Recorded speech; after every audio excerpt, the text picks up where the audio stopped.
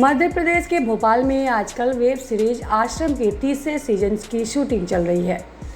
खबरों के मुताबिक रविवार 24 अक्टूबर को शूटिंग के दौरान कुछ गुंडे शूटिंग स्थल पर पहुंच गए। कहने लगे कि वो बजरंग दल से हैं। जमकर तोड़फोड़ की। सीरीज के डायरेक्टर प्रकाश झा के ऊपर स्याही भी फेंकी।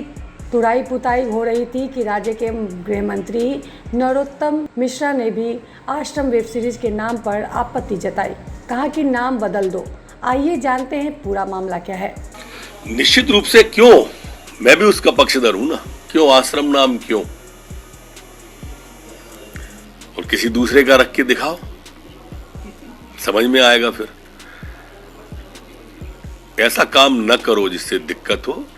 जो किया हम उसको गलत मानते हैं। 4 गिरफ्तारी भी हुई, आगे जो भी नीतिगत कार्रवाई होगी वो होगी। लेकिन आप जो गलती कर रहे हो, आप पर क्या करें, विचार तो करो झा साहब। आश्रम सीरीज एक ऐसे धर्म गुरु उर्फ बाबा बनी है जो लोगों का शोषण करता है।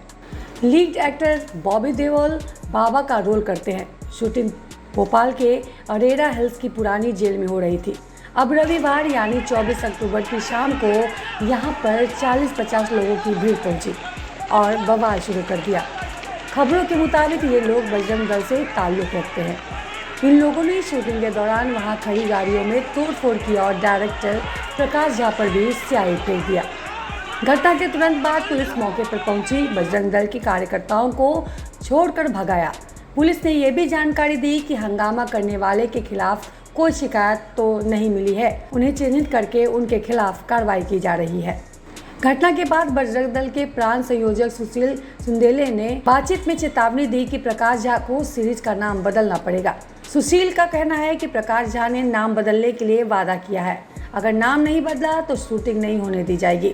इतना ही नहीं, सीरीज को रिलीज भी नहीं होने दिया जाएगा। संयोजक सुशील सुंदेले ने आरोप लगाया कि प्रकाश झा हिंदू धर्म को बदनाम कर रहे हैं। विश्व हिंदू परिषद के प्रवक्ता विजय शंकर तिवारी ने भी इसके लिए ट्वीट किया है।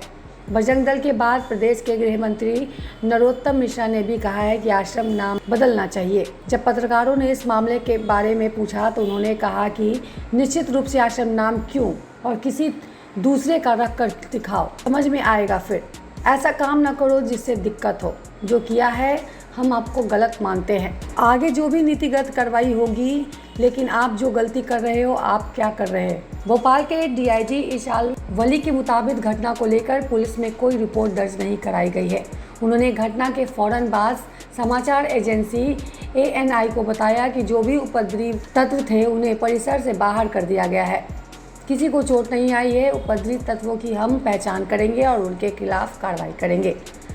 इंडियन एक्सप्रेस ने पुलिस अधिकारियों के हवाले से लिखा है कि 4 लोगों को हिरासत में लिया गया है और उनसे पूछताछ की जा रही है।